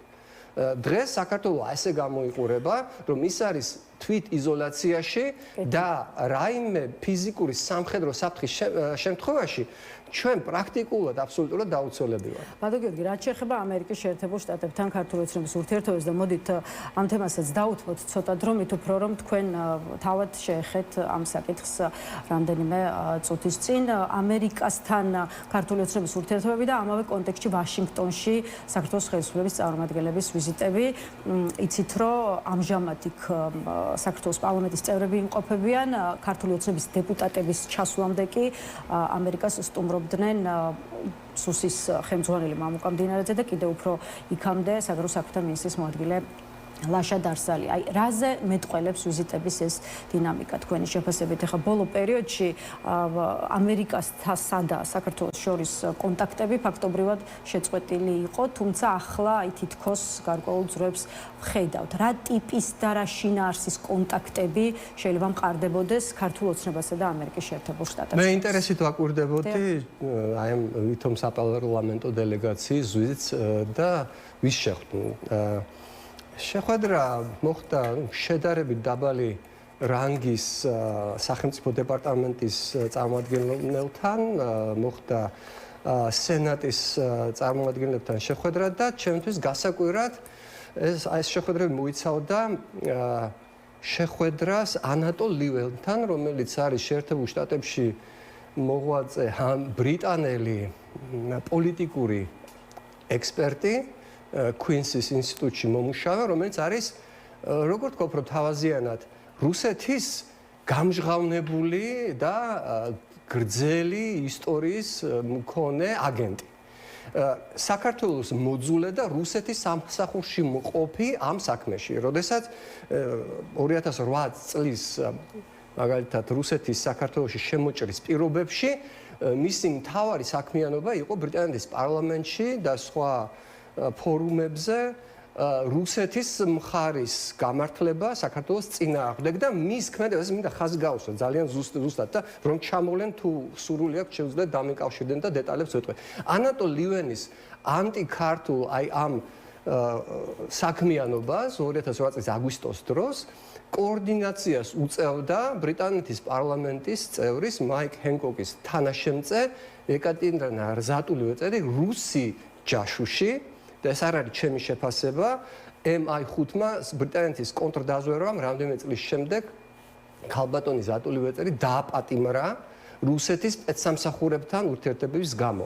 აი ეს ქალი უწევდა კურირებას ანატოლ ლივენის საქმიანობას, ანტიქართულ საქმიანობას, ბოლო წლებში ის ასევე გადაერთო ანტიუკრაინულ ტალღაზე, მაგრამ ანტიქართულ საქმიანობას აგრძელებს და რატომღაც აი ამას ჩვენ გვასაღებენ როგორც შეერთებულ შტატებთან ურთიერთობის დაალაგების ცდელად. თავის მხრივ რა შეფასების გაკეთების საფუძველს გაძლევთ პირადად თქვენ? ხო მე არ ვიცი ვინ დაუგეგმა ეს შეხვედრა ჩვენს ვითომ ჩვენს დელეგაციას მე გეუბნებით რომ ისინი შეერთებულ შტატებში შეხვდნენ რუსეთის აგენტს. კარგი, საბოლოო ჯამში გითხარით რა სცენარით შეიძლება წავიდეს ქართულ-ამერიკული ურთიერთობები და რამდენად შეიძლება განვითარდეს სცენარით, რომელზეც საუბრობს ირაკლი კობახიძე, ანუ სუფთაფურცელი და ახალი გზამკვლევი. აი ეს ვიზიტების დინამიკის გათვალისწინებით რამდენად მოსალოდნელია, რომ ურთიერთობების ეს დინამიკა საბოლოო ჯამში ამერიკის შეერთებულ შტატებში ის თავად ირაკლი კობახიძის ჩასვლით და მისი მონაწილეობით მაღალი დონის შეხვედრებით, ასე ვთქვათ, დასრულდეს და დაგვერგვინდეს და მე უკვე დიდ ბრიტანეთს მე ჯერ მაღალი დონის არც ერთი შეხვედრა არ მინახავს აქამდე და ვიმეორებ რომ მაინც არ მეჩვენება რომ ოცნება ცდილობს ნამდვილი შინაარსიანი ნაბიჯების გადადგმას შეერთებულ შტატებთან ურთიერთობის დასალაგებლად რუსულ აგენტურასთან არ ივლიდნენ შეხვედრებზე ეს რო იყოს ამოცანა. მე არ ვიცი რა აქვს ქართულ ოცნებას შესათავაზებელი ბატონ ბიძინა ივანიშვილს პირადად, იმიტომ რომ თუ ის განიცდის რომ შეერთებულ შტატებს აქვს სრულიად ნორმალური ურთიერთობა უამრავ არადემოკრატიულ რეჟიმთან და კითხვა აქვს ჩვენ რა დავაშავეთ და ის რომ აქამდე სულად გამოკვეთილად ანტიამერიკული პოლიტიკა და რიტორიკა იყო ჩამოყალიბებული მათი მხრიდან და ჯერჯერობით არაფერი კონკრეტული არ შეუთავაზებიათ შეერთებულ შტატებთან ამ ურთიერთობების შესაცვლელად. ასე რომ მე ვერ გეტყვით ცარიელ ადგილას ყოველგვარ მიზეზის გარეშე როგორ შეიცვლება შეერთებულ შტატების დამოკიდებულება, რომელსაც ვიმეორებ თვითონ ეს პოლიტიკური ძალა და მათთან დაკავშირებული პროპაგანდის მთელი ეს სისტემა დღე და ღამე დაკავებულია შეერთებული შტატების და მისი მოკავშირეების ლანძღვაგინებით. ბატონ გიორგი, ბოლო საკითხიც და ამით დაგემშვიდობებით, თქვენ დიდ ბრიტანეთში საქართველოს ელჩი იყავით, ამიტომ აუცილებლად უნდა გკითხოთ დიდი ბრიტანეთის გაწყვეტილებაზე, რომელმაც ორი სამთავრობო არხი, იმედი და პოზიტივი დაასანქცია, ორი ქართული არხი რუსული სანქციების პაკეტში მოხვდა. აი, მარტივად გკითხავთ, რას ნიშნავს პრაქტიკაში დიდი ბრიტანეთის სანქციები და როგორია მისი როგორც სამართლებრივი, ისე პოლიტიკური მნიშვნელობა? პირველ რიგში სტატუსი ამ სანქციის არის როგორც მიმართული რუსული პროპაგანდის სისტემის წინააღმდეგ, უბრალოდ ეს ქართულენოვანი რუსული მედია არის ბრიტანული გადმოსახედიდან, ეს ეხება უკრაინის წინააღმდეგ პროპაგანდისტული ომის წარმოებას. საქართველოს შეიძლება არ არის გლობალურად მნიშვნელოვანი მოთამაშე, მაგრამ საქართველო განიხილება რუსეთის მიერ პირველ რიგში დასავლეთთან და დაპირისპირებს ერთ-ერთ ფრონტად და ამ ფრონტზე აქვს სამწუხაროდ რუსეთს უფრო მეტი წარმატება ვიდრე უკრაინაში და როდესაც ლაპარაკი არის მეორე ფრონტის გახსნაზე, მეორე ფრონტი მართლა გახსნა ქართულმა ოცნებამ, ოღონდ დასავლეთის წინააღმდეგ. საქართველო აქცია რუსული ნარატივების, რუსული პროპაგანდის ერთ-ერთ ყველაზე ნოყიერ ნიადაგად. და ის ნაწილი, რომელიც ეხება უკრაინას და მე მგონია რომ არავის არ აქვს ეჭვი იმაში, რომ ცივი ომის მდგომარეობაშია ქართული ოცნება უკრაინასთან და ეს დაიწყო უფრო ადრე, ვიდრე რუსეთის შეჭრა უკრაინაში, სწორედ აი ამ კომპონენტში იქნა დასანქცირებული ეს ორი ნაწილი სახელისუფლებო სისტემისა. ისინი განიხილება როგორც სახელისუფლებო სისტემის ნაწილი და რეალურად რო ვთქვათ ეს არის სანქცია ივანიშვილზე ქართულ ოცნებაზე. ბატონ გიორგი, იმედისა და პოზიტივის სანქციების თემაზე გუშინ რუსთავის ეთერში ისაუბრა შალვა პაპუაშვილმა, პარლამენტის თავმჯდომარეს აქვს კითხვა, მაშინ როდესაც დიდი ბრიტანეთი მაინდა-მაინც დიდ ინტერესს არიჩენდა საქართველოს პოლიტიკის და საქართველოს მიმართ წინა წლებში, ახლა რითია, ასე ვთქვათ, განპირობებული ჩვენი ქვეყნის შესახებ დიდი ბრიტანეთის ასეთი დაინტერესება და აქვე მოკლე ამონარიდი შალვა პაპუაშვილის განცხადებიდან ბრიტანეთთან რა გვაკავშირებს, გარდა იმისა, რომ 100 წლის წინ აქ ბრიტანული ჯარი იდგა, რომელიც გავიდა და ამით ისარგებლა რუსეთის მე-11 არმიამ და საქართველოს მიერთა. სხვა რა კავშირი გვაქვს ასეთი, რომ განსაკუთრებული ინტერესის სფეროში ვართ, ეს არის კითხვა, რომელსაც სვამს შალვა პაპუაშვილი და თავად მისივე ახსნა, რომ აი გარკვეული გარე ძალები ასე ვთქვათ, ცდილობენ საქართველოს წინააღმდეგ ბრიტანული ინსტიტუტების გამოყენებას. ბატონი პაპუაშვილი არის გარე ძალა, რუსეთის ინტერესების გამტარი საქართველოში. მისი პირადი ძალისხმევარი ერთ-ერთი მიზეზი, რის გამოც საქართველო აღმოჩნდა ბრიტანელებისა და სხვა დასავლური ქვეყნების ინტერესის ფოკუსში, ის არის ერთ-ერთი ყველაზე ენერგიული მლანძღავი და ცილის მწამებელი. აი მაგალითად ახლა მან გამოიყვანა, რომ თურმე წითელმა არმიამ და ბოლშევიკურმა რუსეთმა კი არ დაიპყრო საქართველო, ბრიტანეთმა მიგვატოვა რა. აი ესე შემოატრიალა ეს ამბავი. ვიმეორებ, მისი პირადი ძალისხმევა არის ერთ-ერთი კომპონენტი იმისა, თუ რატომ გახდა ბრიტანული თუ სხვა მთავრობებისთვის საქართველოს საერთოდ რატომ აღინიშნა ეს მათი ინტერესების რადარზე. მეორე, ის ამჟღავნებს სულ უცოდინრობას იმ ქვეყნისა, რომელიც თითქოს ამტკიცებს, რომ პარლამენტის თავმჯდომარეა. მან არ იცის, მაგალითად, რომ გაერთიანებული სამეფო მრავალი წლის განმავლობაში იყო ყველაზე დიდი ინვესტორი საქართველოში. ეს თუ არ იცის, საერთოდ ის არ შეეფერება ამ თანამდებობას და სხვათა შორის ის იმავე კანონით არ შეეფერება ამ თანამდებობას, რომელიც ახლა ხანს მიიღეს, რომელიც უკრძალავს უცხოური ინტერესების გამტარ ორგანიზაციებში მომუშავე ადამიანებს პოლიტიკური თანამდებობის დაკავებას. თავად გახელდათ 20 წლის განმავლობაში გერმანიის განვითარების სააგენტოს თანამშრომელი, ზუსტად ვიცი და მგონი თვითონაც ამას არ მალავს. მაგრამ როდესაც ამ დონის ადამიანი აი ასე არ ვიცი როგორ თქვა თავაზიანად აღარც მინდა ბოლომდე თავაზიანო იყო, იმიტომ რომ ეს არის საქართველოს ინტერესების პირდაპირ მტრობა, რასაც აკეთებენ მსგავსი ადამიანები და არავის არ უნდა უსაყვედუროს, როდესაც ლანძღაო თავს ესხმი შენი ქვეყნის მოკავშირეებს, პარტნიორებს და შემდეგ მათ აქვთ ამაზე რეაქცია. დავანებოთ თავი შალვა პაპუაშვილს და ვისაუბროთ ზოგადად ქართული ოცნების, აი მაგალითად პოლიტსაბჭოს პოზიციაზე. მოგეხსენებათ, გეცოდინებათ გასულ კვირას ქართული ოცნების მმართველი პარტიის პოლიტსაბჭომ აი ბრიტანეთის მიერ ორი ქართული ტელეკომპანიის დასანქცირების გაწყვეტილება სწორედ პოლიტსაბჭოს ხდომაზე გაიტანა, განიხილა და მოგვიანებით უკვე საზოგადოებას გააცნო მათი შეფასება. მმართველი პარტია მიდის დასკვნამდე, რომ თავისუფალ მედიაზე თავდასხმის მოტივით ცოცხალ მკვდარი ოპოზიციისთვის მაჯისცემის შენარჩუნების მცირეოდენი შანსის მიცემა იყო, ისე როგორც ქართული ოცნების შეფასება, რომ სანქციების მიზანია იმედზე გახსნილი დებატების შეწყვეტა. არ ვიცი, ქართული ოპოზიცია და ბრიტანეთი რამდენად უნდა დავინახოთ, როგორც ერთი გუნდი ქართული ოცნების წინააღმდეგ.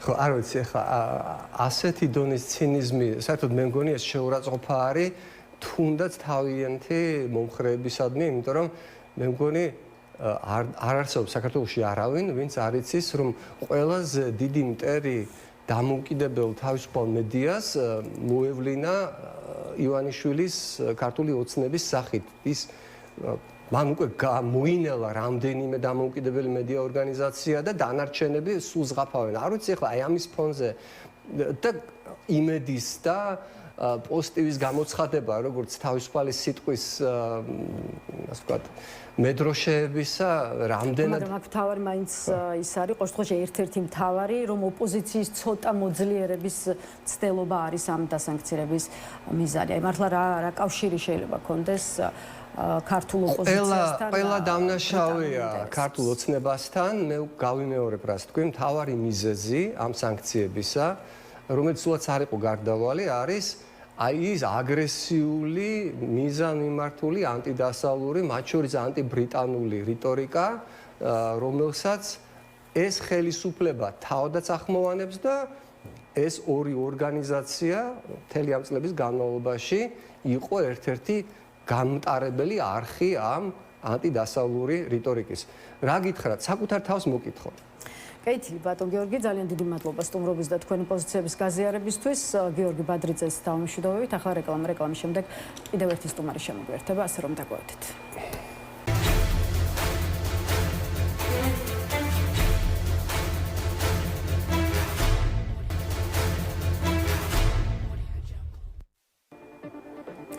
რეკლამის შემდეგ თავისუფალი სტუდია ისევ პირდაპირ ეთერშია. გადაცემის დასკვნით ნაწილში ჩვენს კითხვებს პარტია თავისუფლების მოედნის ერთ-ერთი ლიდერი გიორგი შაიშმელაშვილი უპასუხებს. გამარჯობა ბატონ გიორგი და მადლობა რომ შემოგვიერთდით. მადლობა მოწვევისთვის, გამარჯობა. ბატონ გიორგი, აი თქვენი პარტია თავისუფლების მოედანი ოპოზიციური ერთობის ნაწილია, რომლის ჩამოყალიბების შესახებ საზოგადოებამ რამდენიმე დღის წინ გაიგო და ჩვენ ამ ალიანსზე აუცილებლად ვისაუბრებთ, თუმცა იქამდე მოდით შევაფასოთ ის პროცესები, რაც ჩვენი ქვეყნის ასე ვთქვათ გარშემო უფრო კონკრეტულად კი ახლო აღმოსავლეთში ხდება და გითხარით აღნიშნულ რეგიონში მიმდინარე საომარი ამ რაღაცა დაპირისპირების ფონზე როგორ უნდა პოზიციონირებდეს საქართველოს მთავრობა. დღეს სხვაც შორის არაერთმა ოპოზიციონერმა პოლიტიკოსმა გააკეთა განცხადება, სადაც ითხოვდა, ასე ვთქვათ, ქართულმა ოცნებამ უპასუხოს კითხვებს, ხდება თუ არა ანალიზი იმის, რა პროცესებიც ახლო აღმოსავლეთის რეგიონში მიმდინარეობს და მეორე მხრივ რა სამუშაოები ტარდება იმისთვის, რომ ჩვენი ქვეყანა მოსალოდნელ საფრთხეებს მომზადებული შეხვდეს. რამდენად უერთდებით კოლეგებს, რამდენად იზიარებთ კითხვებს, რომლებსაც ისინი სვამენ და რას უნდა აკეთებდეს ხო საბოლოო ჯამში, მაინც ამ კითხვამდე მივედით, რას უნდა აკეთებდეს საქართველოს მთავრობა შექმნილ სიტუაციაში, იმიტომ რომ აი რამდენიმე წუთის წინ ვახტანგ კაპანაძე იყო ჩვენი სტუმარი, რომელიც ამბობს, რომ პირდაპირ არსებობს საფრთხე ირანის მიერ თბილისზე დარტყმის და შეტევისა. გამარჯობა კიდევ ერთხელ. ქართული ოცნების ხელისუფლებმა რას უნდა აკეთებდეს და რას არ უნდა აკეთებდეს, ამაზე ლაპარაკი მარტივია, იმის გამო, რომ თავდაცვის და უსაფრთხოების პოლიტიკა ამ ქვეყანაში მათ უბრალოდ გაანადგურეს. ანუ ამას უნდა აკეთებდნენ. ეხლა უბრალოდ მოსახლეობისთვის, მაყურებლისთვის გასაგები რომ იყოს, დაახლოებით 2019 წლიდან გახდა ეს ყველაფერი განსაკუთრებით საგრძნობი, ვიდრე დღემდე, ხო?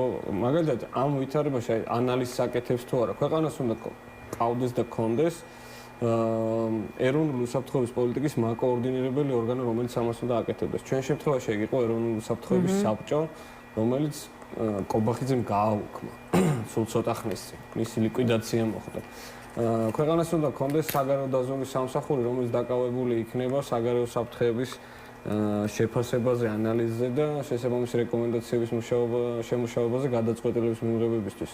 საგარეო დაზვერვის სამსახური შეუერთეს სახელმწიფო უსაფრთხოების სამსახურს, იმის გამო, რომ საგარეო დაზვერვის სამსახურში იყვნენ თანამშრომლები, რომლებიც ბოლომდე არ იზიარებდნენ იმ პოლიტიკურ კურსს, რომელიც აქვს ხელისუფლებას, ხო?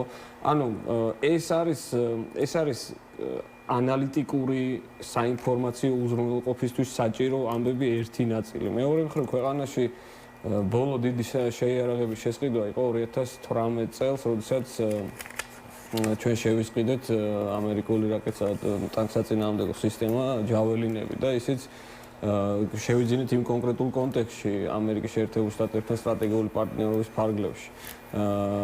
ხო, შეიარაღებული ძალები, თავდაცვის ძალები ამ შემთხვევაში არის სერიოზული პრობლემების წინაშე, როგორც დაკომპლექტების, ისე წვრთნისა და აღჭურვის მიმართულებით და ბოლოს რასაც უნდა აკეთებდნენ, ეგ უბრალოდ რაც არ უნდა გაეკეთებინათ, რაც ეხლა ქნეს, ეგ არის ის, რომ ჩვენი ამ ქვეყნის თავდაცვის სისტემის მედეგობა არსებითად იყო დამოკიდებული ჩვენ პარტნიორებზე და პარტნიორებთან როგორც მრავალმხრივ ისე ორმხრივ ფორმატებში ყველა ტიპის თანამშრომლობა რომელიც იყო დაწყებული არის გაჩერებული, რომელიც მიმდინარეობს. თქვენც აღნიშნეთ საქართველოს ეროვნული უსაფრთხოების საბჭო გაუქმებულია, ასევე აღნიშნეთ მე თვითონ მუშაობდი ამ მესტემი კარგად ვიცი. ხო, უსაფრთხოებასთან დაკავშირებულ სხვა სტრუქტურებს შესაბამისად ჩნდება კითხვა, რომელი სტრუქტურები უნდა იყვნენ მაშინ ახლა გადასული მუშაობის საგანგებო რეჟიმზე. სხვა შორის დღეს დღეს გავრცელდა პრეს-რელიზი, რომ საქართველოს შინაგან საქმეთა მინისტრმა გამართა საზღვაო უსაფრთხოების უწყებათა შორისი საბჭოს ხდომა, სადაც შავ ზღვაზე არსებული ვითარება უსაფრთხოების საკითხები, მათ შორის რეგიონში მიმდინარე პროცესების შეაფასეს. აი, მაგ უწყებათ შორის საკმარისია თუ არა, მხოლოდ ამ სხდომის გამართვა თქვენი პასუხი იქნება, არა, ამიტომ ამ კითხვას არ დაგისვავთ, თუმცა აი სხვა კითხვას ნამდვილად დაგისვავთ. აი დღევანდელი გადმოსახედიდან რა ჩანს, ეროვნული უსაფრთხოების საბჭო იყო საჭირო, თუ არ ვიცი, პრაქტიკული თვალსაზრისით არც არაფერი დაშავებულა ამ საბჭოს გაუქმებით.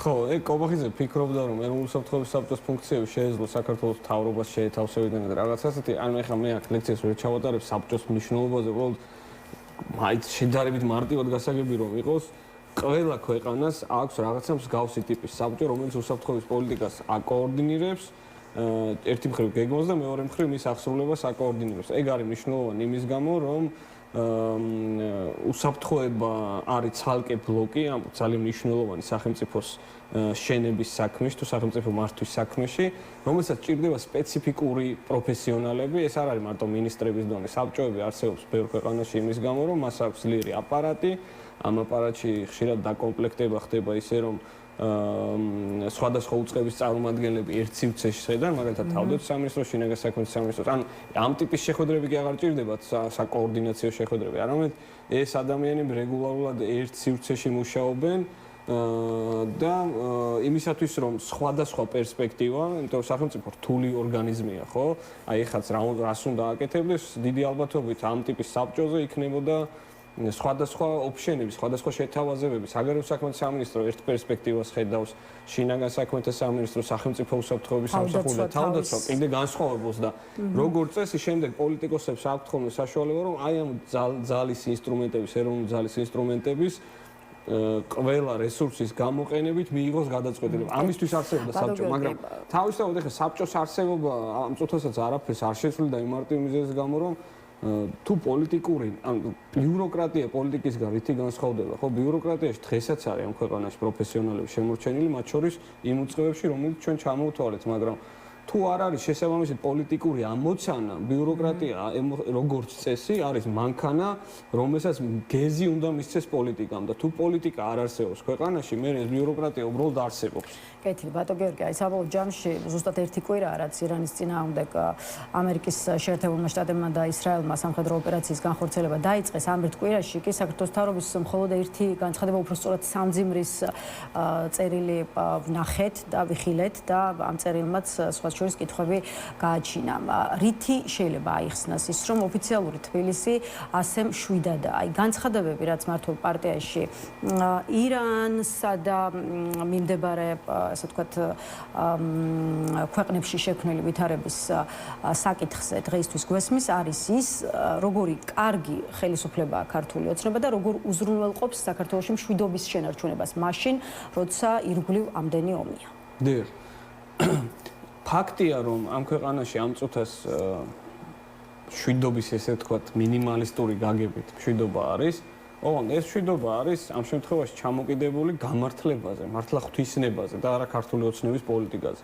ხელისუფლების ამოცანა არ არის აი ამ გამართლებებით ამაზე პოლიტიკური კაპიტალიზაცია. ხელისუფლების ამოცანა არის ის, რომ ის იმიტომ აირჩია ვიღაცა ამ შემთხვევაში ოცნება არ აურჩევია, რომ მან თვითონ შექმნას კონდიციები მშვიდობისთვის. და ოცნებამ რა გააკეთა მშვიდობისთვის? ოცნებამ რაც გააკეთა მშვიდობისთვის არის ის, რომ პრაქტიკულად ყველა მიმართულებით ამ ქვეყნის მიმართ აგრესიული საგარეო პოლიტიკური მიზნების მქონე ძალებს და უპირველეს ყოვლისა რუსეთის ფედერაციას მათ მიმართ ხაზგასმით ლოიალური პოლიტიკა აწარმოა. რუსეთის შემთხვევაში მე ვიტყოდი, რომ არ ვიცი, მის მიმართ მიტმასნების საერთოდ საგარეო პოლიტიკა აწარმოა, ისე რომ თან კონფლიქტში შევიდა დასავლეთთან. ანუ და ამას გვასაღებს როგორც პრაგმატიზმს. ანუ მე პრაგმატიზმის მომხრე ვარ, გესმით? ანუ უბრალოდ მე არ ვარქმევ პრაგმატიზმს იმას, როდესაც ხედავ, რომ თუ ესე იგი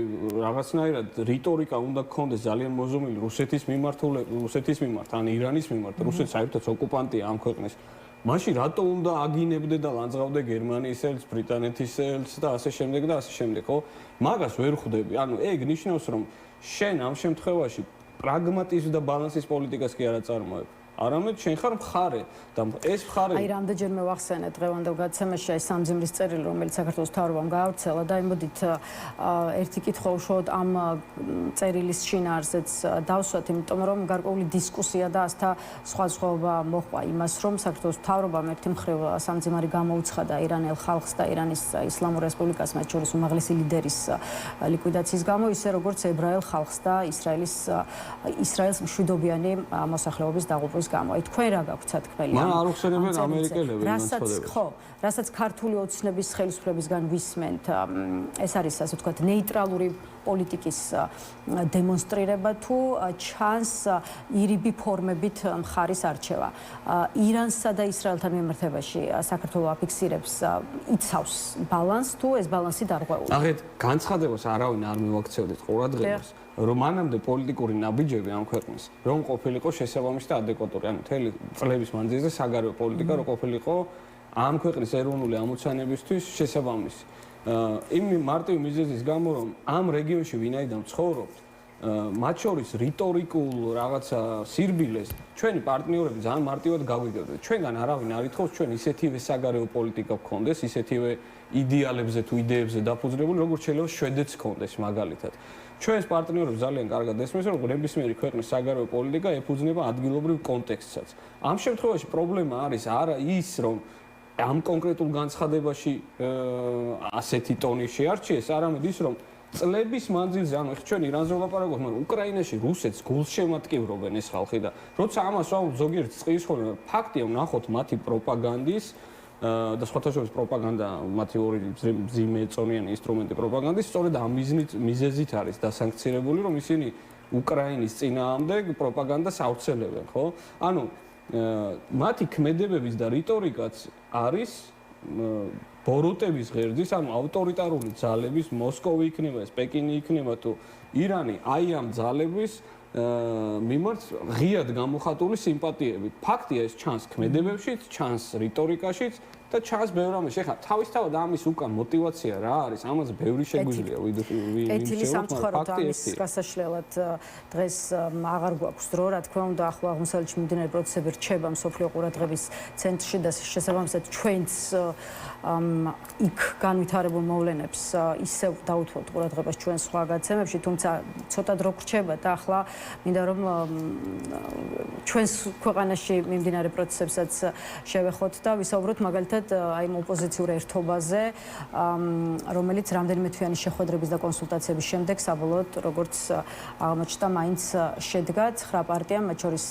თავისუფლების მოედანმა მიიღეთ გადაწყვეტილება ერთიანი სტრატეგიით მოქმედების თაობაზე, თან ისე რომ შენარჩუნდეს პარტიების, შენარჩუნდეს პარტიული იდენტობა თითოეული პოლიტიკური ძალის. ახლა ერთ-ერთი კითხვა, რაც ამ ამბავს ახლავს, არის რატომ უნდა ვიფიქროთ, რომ ეს ალიანსი იქნება ეფექტური, მაშინ, როდესაც გასული წლების პრაქტიკა აჩვენებს, რომ სხვა, ესე ვთქვათ, გაერთიანებებმა და ერთობამ არ იმუშავა.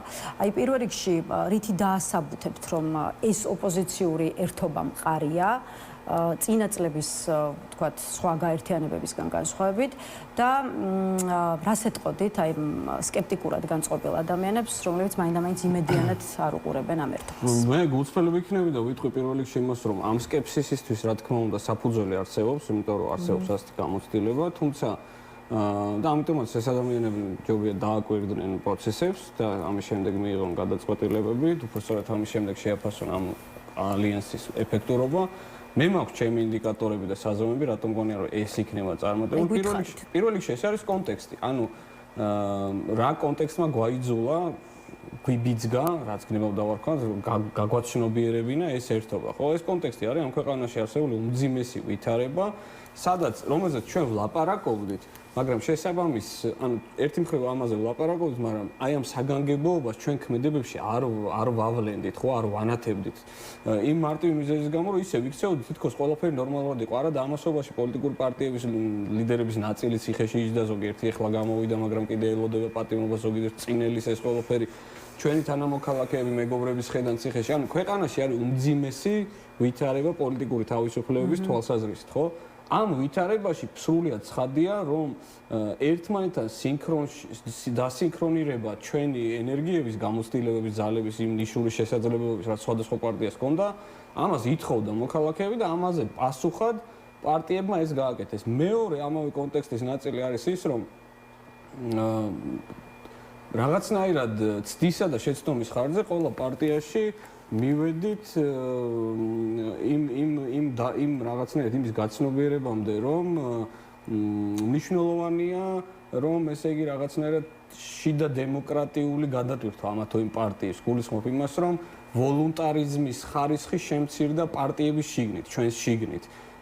ჩვენ უფრო მეტად ეგალიტარულები გავხდით, უფრო თანასწორობაზე დაფუძნებული პარტიები გავხდით, უფრო მეტი კონტაქტი გვაქვს მოქალაქეებთან, მათ შორის იგივე რუსთაველზე მდგარ მოქალაქეებთან. ეს ყველაფერი გვიბიძგებს იმისკენ, რომ ნაკლები იყოს რაღაცა იმ ტიპის ერთპიროვნული გადაწყვეტილებები, რომელიც რაღაც ტიპის დისონანსს შემოიტანს უკვე ამ ერთობაში რა. გონია რომ პარტიები არსებითად განსხვავებულია და ეს ყველაფერი დამაგრდა ორ დოკუმენტში, როგორც აი სამოქალაქო აქტივისტებთან კონტაქტზე ჩაგიკითხებით, ხა როგორც ითქვა, შეხვედრები გექნებათ მსხვილ, ასე ვთქვათ, სამოქალაქო ორგანიზაციებთან და არის გათვლა, რომ პოლიტიკური სპექტრი და ეს აქტიური სამოქალაქო საზოგადოება გაერთიანდეს და ეს გაერთიანება პოლიტიკურ საზოგადოებრივ პროტესტში გარდაიქმნას, ხო?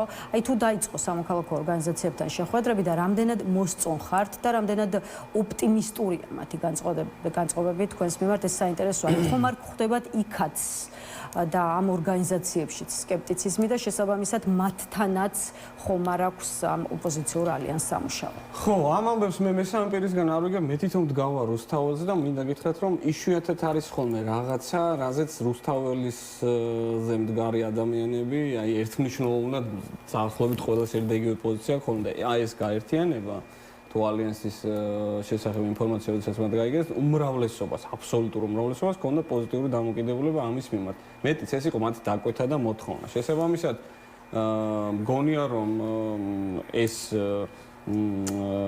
აი ეს ჩვენი გადაწყვეტილება ამ ჩვენს თანამშრომლობას ამ ადამიანებთან კიდევ უფრო მეტად გააღრმავებს და მარტო მსხვილ ჯგუფებს არ შევხვდებით, თორემ შევხვდებით ყველას. ხო, სხვა შორის ოპოზიციის მისამართით ერთ-ერთი მთავარი შენიშვნა და პრეტენზია არის სწორედ ის, რომ ოპოზიციურ პარტიებს ფაქტობრივად აღარ აქვს ხალხთან აქ არ იგულისხმება საზოგადოების ის ნაწილი, ვინც რუსთაველზე დგას, არამედ რიგით მოქალაქეებთან კომუნიკაცია. თქვენი პირველი ნაბიჯი უნდა იყოს მუშაობის დაწყება ხალხთან, რომელიც პროპაგანდით არის ზომბირებულიო.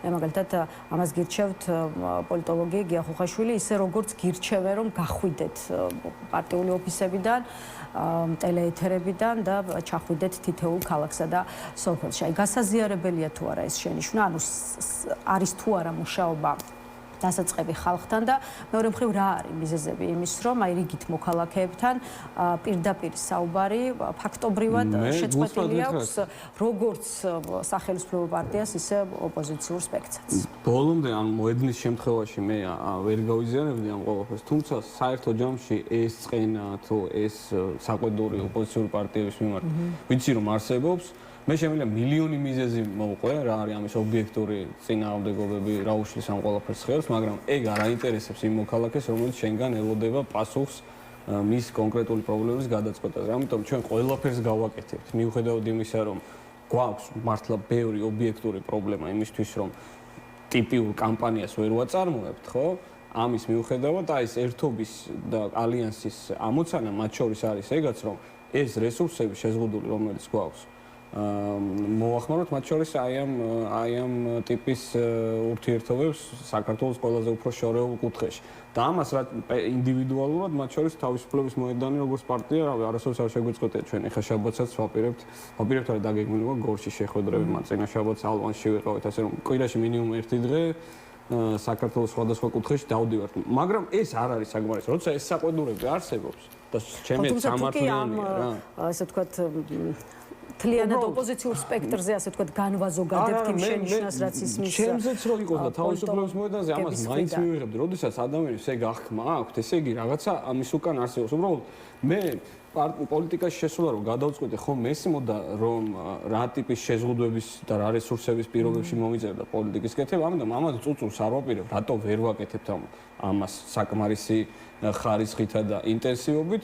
ერთადერთი რასაც ვიტყოდი, სხვების დასაცავად ამჯერად უკვე, რა ვიცი, 9 თვე ციხეში რო სხედან, ეგ ხალხი არათუ ამორჩევებთან თავის საკუთარი ოჯახის წევრებთანაც ვერ ახერხებენ ხოლმე შეხვედრას. ეგ რეალობა ამ პოზიციონერების ბატონო გიორგი, რამდენიმე წუთი დაგვრჩათ და ბოლო კითხვა მოდით დავსვათ კანონებში ცვლილებებზე, მით უმეტეს რომ ამ კვირაში მესამე საბოლოო მოსმენით დაამტკიცა უკვე პარლამენტმა საკანონმდებლო ცვლილებათა პაკეტი, რომლის ამოქმედების შემდეგ გრანტების მიღებასთან, ისე როგორც პოლიტიკურ საქმიანობასთან დაკავშირებული წესები და საკანონმდებლო ნორმები კიდევ უფრო მკაცრდება, ისე როგორც დამტკიცებული ცვლილებები ხელისუფლების ლეგიტიმაციის არაღიარებასაც კრძალავს და ამაზე შემოდის სისხლის სამართლებრივი პასუხისმგებლობა. აი გითხარით, როგორ გესახებათ პოლიტიკური საქმიანობა და პოლიტიკური აქტივიზმი ამ ახალი კანონის პირობებში? რამდენად შეიძლება ეფექტური პოლიტიკის წარმოება ხელისუფლების წინააღმდეგ ისე, რომ კანონის ჩარჩოებში დარჩეთ და სამართლებრივი პასუხისმგებლობის ქვეშ არ მოექცეთ? მე მგონია რომ ეს კანონმდებლობა და მანამდე შექმნილი კანონმდებლობაც უბრალოდ ყველასთვის, მათ შორის იმ ადამიანებისთვის, ვინც ოფიციალურად პარტიულ პოლიტიკაში არ არიან, ქმნის ჭალებში სამართლებრივ საფუძველს იმისათვის, რომ ხელისუფლებამ თუ გადაწყვიტა, შემდეგ შეუძლია ეს ადამიანები გაუშვას ციხეში. ასე რომ ეს პარტიების და პოლიტიკური მიზნების გაცხადებული მიზნების მქონე ძალებისთვის ეს ვითარება ისედაც იყო ძალიან მძიმე საკანონმდებლო ჩარჩო. ეხლანდელი მიღებული რეგულაციები უბრალოდ ამძიმებს პირობებს უკვე არაუბრალოდ აქტიური ადამიანებისთვის, ან პოლიტიკოსებისთვის, ან თუნდაც იგივე სამოქალაქო საზოგადოების ორგანიზაციებისთვის. ეს რეპრესიები მათ მანამდე შეეხოთ. არამედ რიგითი ქართველისთვის. ოღონდ როცა ამას ვამბობთ ხოლმე, ვიღაცას გონია რომ ეს რაღაცა გაზვიადებულია. კანონში წერია, რომ ჩემს მეგობარს, რომელიც მაგალითად კახეთში აგრო პატარა მეურნეობა აქვს და ბიოღვინოს აწარმოებს, მისმა იტალიელმა ან ფრანგმა სტუმარმა რომ დაუტოვოს ჟურნალი, სადაც წერია, რომ არ ვიცი, როგორ აწარმოოს უკეთესი ხარისხის ბიოღვინო, ოღონდ ეს ჟურნალი იყოს რაღაცა ფასიანი ან გამოწერილი ჟურნალი იყოს, ხო, რაღაცა. ეგ შეიძლება ჩაითვალოს დონაციად, რომელიც ამ ადამიანმა თუ არ აცნობა სიღნაღის მუნიციპალიტეტს, არ ვიცი, ამის გამო შეიძლება დაექვემდებაროს სისხლის სამართლის პასუხისმგებლობას. ეგ წერია, მართლა ასეთი რაღაცები წერია. იგივე ეხება ექიმებს, მასწავლებლებს, ჟურნალისტებს. ეგ იმას ნიშნავს, რომ რკინის ფარდა თუ აქამდე რაღაცა სახელმწიფო ინსტიტუტებმა გაწყვეტეს, მაგალითად იგივე ევროკავშირთან ურთიერთობა 28 ნოემბერს, დღეს ამ რკინის ფარდას უკვე აფარებენ ერთი კონკრეტული ინდივიდუალური მოქალაქის წინააღმდეგ. ამიტომაც ისმის კითხვა, გიშლით თუ არა ეს კანონები ხელს, მიხვიდეთ იმ თავარ მიზნამდე, რასაც ქვია ქართული ოცნების გაშვება ხელისუფლებიდან. ხო, რა თქმა უნდა, გვიშლის ხელს, ანუ ჩვენ არ გვიშლის ხელს საბოლოო ჯამში ეს კანონები ამ ქვეყანას ართმევს მომავალს. ჩვენ უბრალოდ ვცდილობთ, რომ ეს მომავალი დავიბრუნოთ მოქალაქეებთან ერთად. მოქალაქეებთან კომუნიკაციაშიც გვიშლის, ნორმალურ კამპანიის ჩატარებაშიც ხელს გვიშლის, რესურსების მიღებაშიც და ასე შემდეგ და ასე შემდეგ, მაგრამ ეგ არის ამ ქვეყნის რეალობა. მადლობა ბატონ გიორგი სტუმრობისთვის. დაგემშვიდობებით, გიორგი შაიშმელაშვილი ეპასუხებდა ჩვენს კითხვებს, პარტია თავისუფლების მოედნის ერთ-ერთი ლიდერი. თავისუფალი სტუდია კი ამით დასრულებულია, ერთმანეთს ამ სტუდიაში უკვე მომავალ ხუთშაბათს შევხვდებით. მშვიდობიან, საღამოს გისურვებთ. მადლობა.